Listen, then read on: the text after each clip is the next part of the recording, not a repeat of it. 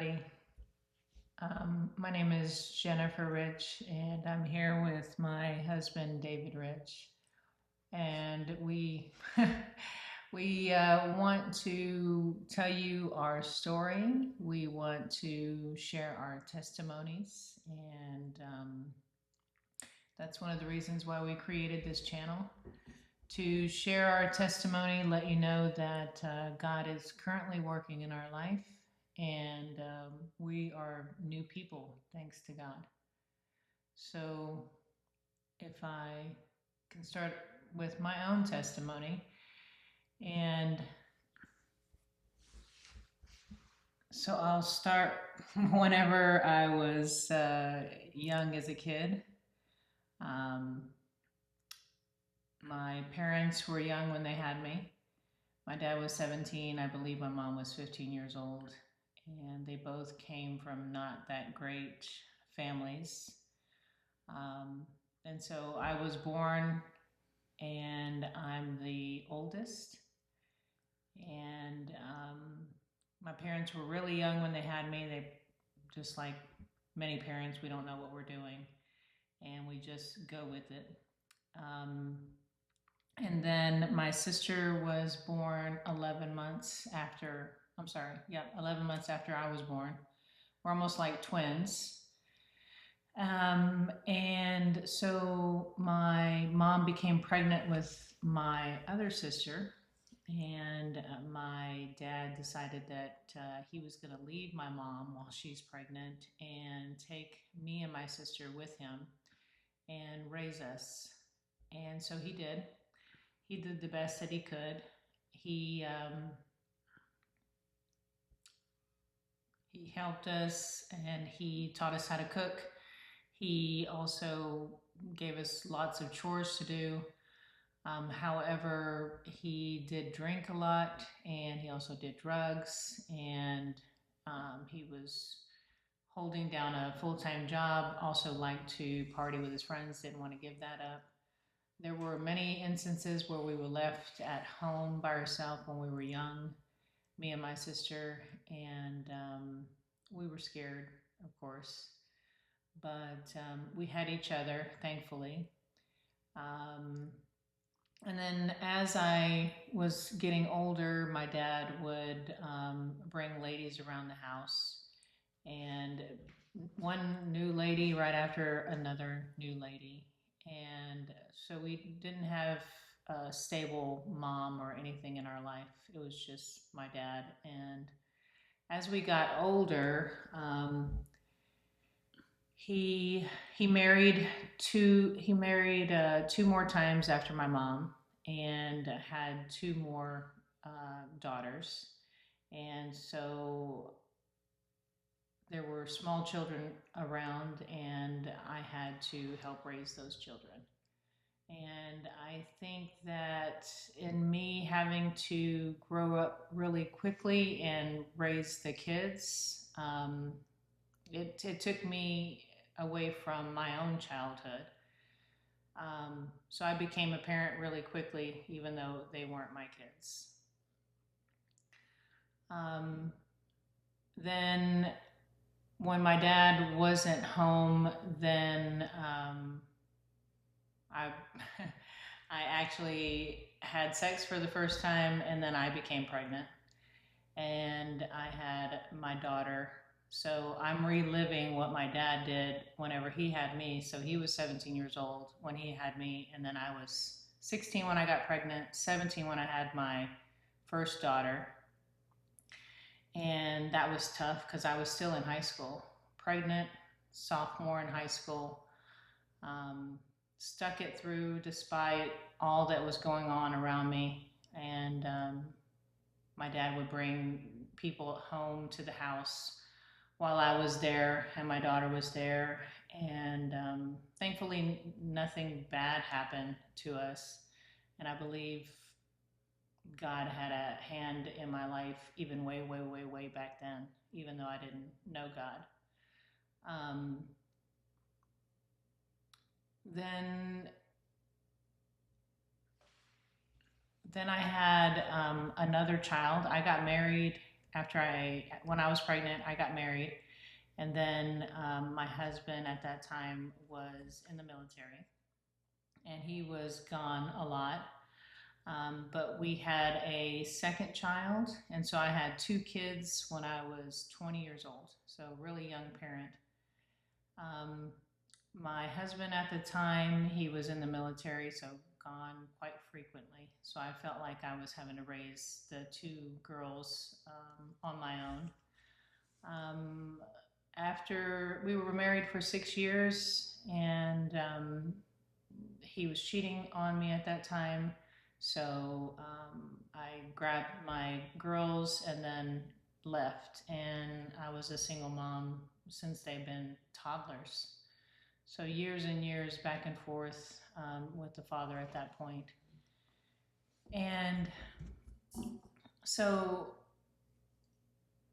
I felt like I had a lot on my shoulders. I felt like I had to keep a full-time job and raise two girls by myself. It was really, really hard. Um, and so I think with all that stress, um, I started to drink and I kind of dabbled a little bit in drugs. Thankfully, I didn't get hooked on any of the like cocaine or marijuana or anything like that. But I began to have back pain. And so I did become addicted to pain pills because of my back. So between pain pills and alcohol, those were my two vices. And it was hard for me to leave the house without having alcohol or pain pills. It just helped me get through my day. Anyway, so I had my girls and I was a single mom for many, many, many years. And still didn't know God. And my close sister, that's 11 months, we're 11 months apart, she kept inviting me to church. And I had all the excuses not to go to church. So I blew her off many, many times. But she was persistent year after year and invited me to church. I finally said yes to go to church with her. And she had been going to church for 8 years. And I said yes, that I would go. First, we went there for a luncheon, and then she invited me again to go to they were having a conference at church. It was a 2-day conference. And on the first day, it was preachers and singing. And then the same thing on the second day, preachers and singing. And on the second day,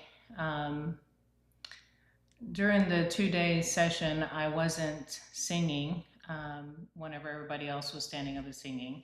But on the second day, I was standing next to a young lady that I had met. And during lunch, she had told me, I noticed that you're not singing during the music scene. And I said, okay. And then I said, I don't know the words. I'm sorry. I don't know the words, so I can't sing. So what I was doing is I was just swaying while the music was going. And she says, well, I don't know the words either, but I'm singing. And I told her, I said, that's a good point. So went back into the auditorium and on the last song, stood up, and every lady in the room was standing up, and all the ladies were singing.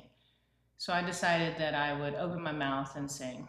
And at that point, I felt something, and I believe at that time it was the Holy Spirit that came inside of me, and I had this rush, and I just started bawling and crying profusely. And so the young lady was sitting next to me, and she hugged me. And I felt amazing after that. And what I later found out, it was the Holy Spirit. And after that, I had no desire to drink anymore. I went from drinking every single day and having uh, vodka and all kinds of drinks to no desire to drink at all, or do any drugs as well.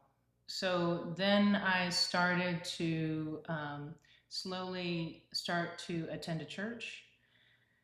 And then I started to attend a Bible study.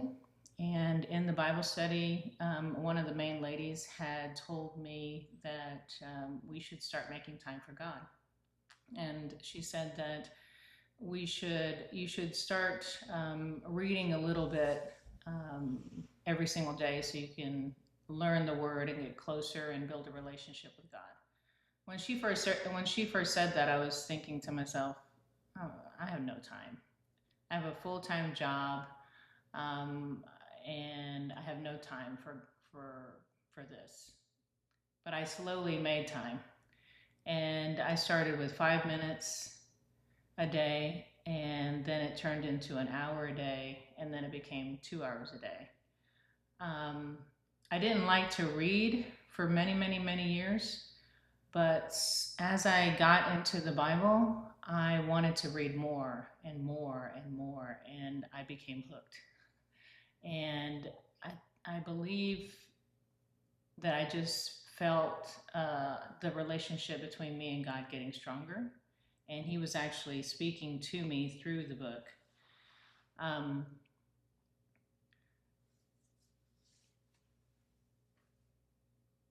he had told me, I got saved in September of last year, and now we're in September of 2025. This was in 2024. In October, when I went to church and I was standing and singing, he gave me a vision to create a community.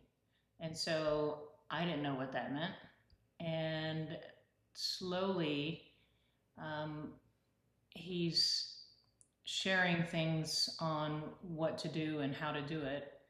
But I started to open my home up to people in need. So I invited the young lady that told me to sing.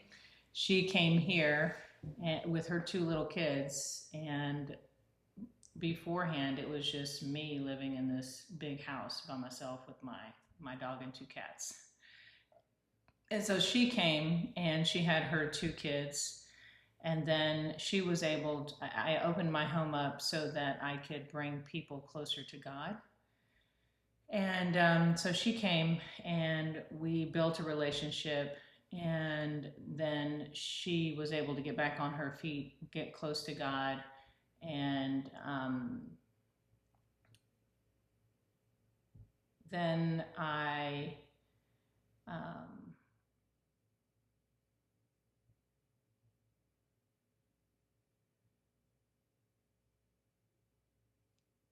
sorry. This was in February when I opened my home up to her, and then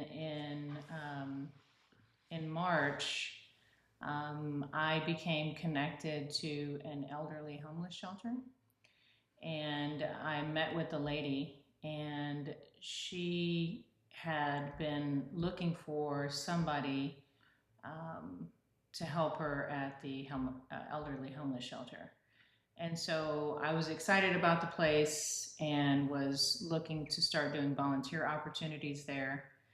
And in addition to opening my home up to people in need, I also had people come to the house and share a testimony. And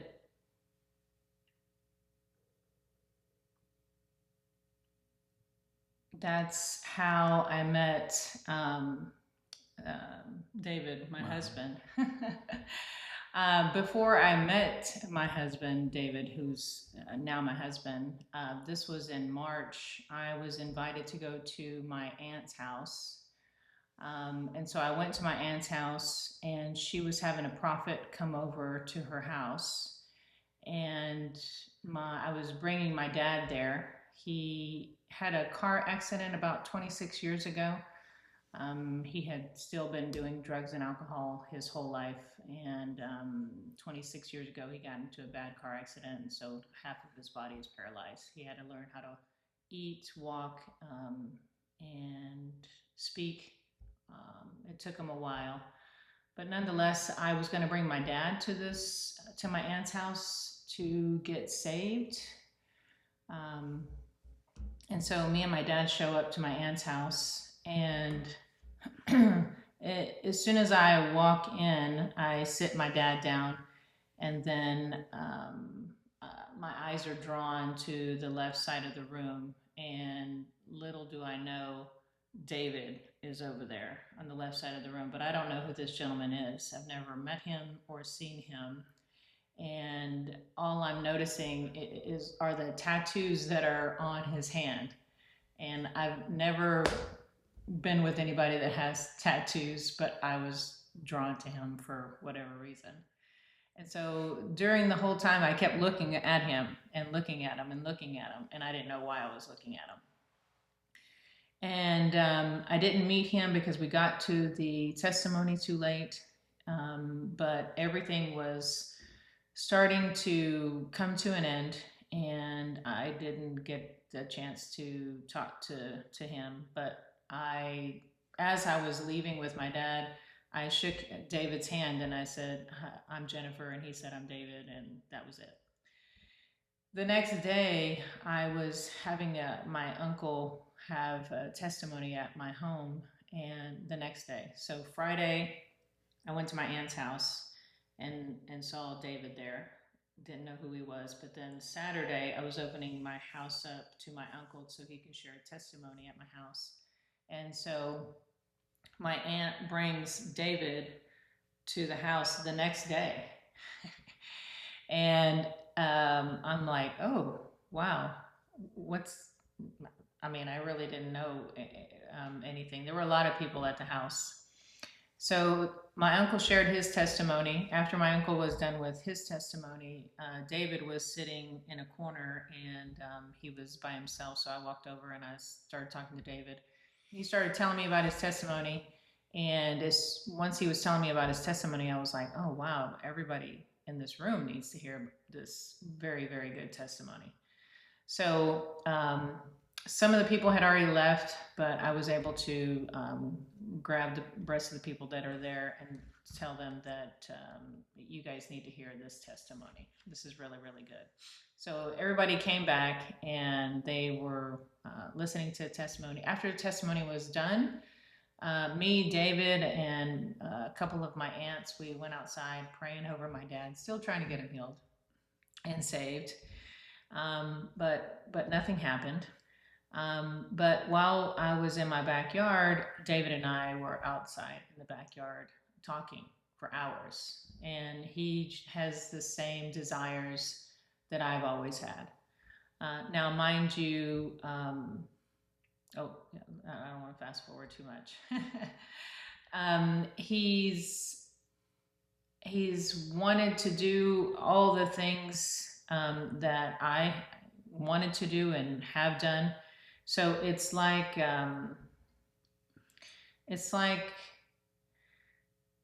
I met somebody that has the same interests as I do, and I've never had that happen ever. And so David was leaving, and I asked him. I said, "Hey, I'm going to be volunteering at the elderly homeless shelter," which is one of the things he's always wanted to do, is to help people. And so I said, "Well, give me your phone number, and I'm going to be scheduling some of us from church to go meet there." So he gave me the phone number, and it was a week later, and we went to the shelter to go start to volunteer. And so when we went to go volunteer, we were volunteering in the garden. And we were there the whole day, just digging out roots and getting everything ready so we can begin to plant the vegetables so that the vegetables can grow and the lady can take them across the street once they're ready to the elderly. And while we were there, all the ladies from the church, as well as David and myself and some other kids, after the day was over, everybody left and it was just me and David. And I said that I would take David home. And so he got into my vehicle, and instead of leaving, we stayed there in the parking lot and we talked in the car for like, what would you say, an hour, hour and a half? And so I was just listening to David and where he is and what is his life now. And it sounded to me like he needed a new environment to get close to God. And mind you, I've been reading my Bible. I started from the first page and just reading and reading, building a relationship with God. And I don't know why. I blurted, after we had spent all this time in the car, I blurted, hey, why don't you come and live in the house? And I was shocked to hear that come out of my mouth. And I think David was also shocked to hear it come out of my mouth to him. And so I later dropped him off at his house. And then before he closed the door, he said, are you sure that that's what I heard you say, that you want me to come and move in? And I said, yeah. And so we were both shocked, but I had no problem. I wasn't even really thinking about it. It just came out of my mouth. So anyway, 2 weeks later, David moves in. And this is in March. So for the next 10 days after he moved in, we start to go to church. We start to have conversations. I'm not working, and then he gave up his job and everything to come here. So we spent 10 days, every hour, every day, just talking, getting to know each other. And we actually got to know each other from the inside out. And it was really, really nice. In my past, I've never done that. Taking the time to get to know somebody from the inside. Because I had a problem drinking all the time, I never took the time to sit down and listen to anybody. So he moved in. 10 days later, we start to talk about marriage. And I was the person that said, I'll never, ever, ever, ever get married, because I got married when I was 17 years old because I was pregnant. And I did not like being married. And my dad got married multiple times.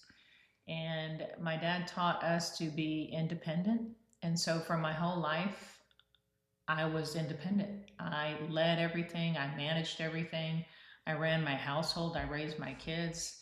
I had no man around to basically tell me what to do or run the show or anything like that. And I never really gave in to men. You could say I had a pride issue, maybe a masculine issue. I learned all this, thanks to the world and then also my dad. So anyway, when we started talking about marriage, I was like, I don't know. I don't think so. But then later on that evening, I became to have peace with the whole idea of marriage. And then the next morning, I got up even more at peace. It was probably 8 o'clock in the morning, and I was thinking, you know what? We're getting married. So David's here. We're in 2 separate rooms. I do want to mention that there was no kissing. There was no sexual relation between David and I. We were very cordial, and it was almost like God was doing a courtship with David and I. And so David's in one room, and I'm in another room. And in the morning, I text David, even though we're in the same house. I text him and I said, okay, we're going to go to the courthouse. And he's like, what? And I said, we're going to the courthouse. He said, when? I said, right now. And he's like, what do I need to bring? I said, just your driver's license and yourself. And he goes, well, are they going to do everything in one day? I was like, that's what they said. So we got dressed, got in the car, went to the courthouse, and uh, got married. And we couldn't believe what we did. It was just, it was wild. For me, I've always taken the time to plan things. And what I've noticed with this relationship with God is He tells me to do something and then I do it. And that's all there is to it. So we got married, and this was April 2nd.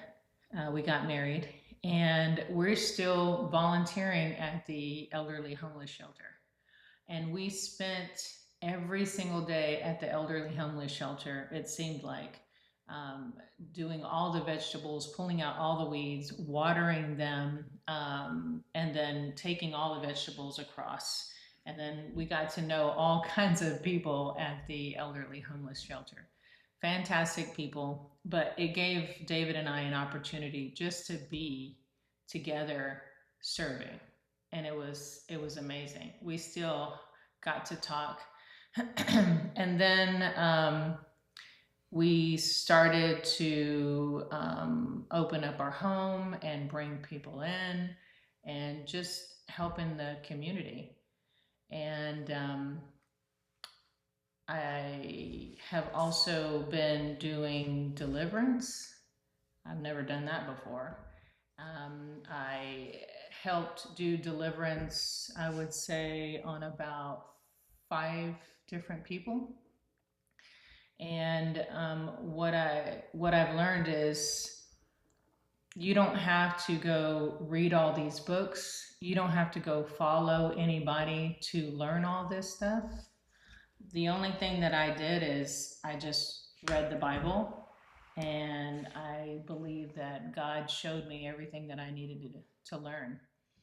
And David has told me over and over again that he's grateful that I was never in church, to hear all the and see all the different things that go on in church that would have polluted me or maybe put fear in me, to not do as God says to do. Because, like I mentioned before, if I hear that God wants me to do something, I just do it.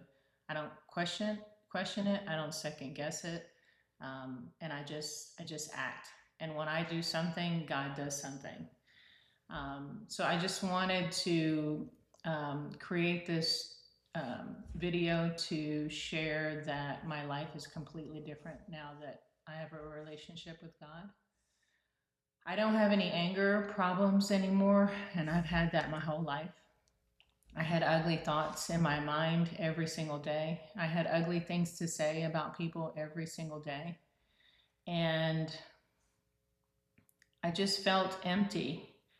I felt like I was always out there searching for something.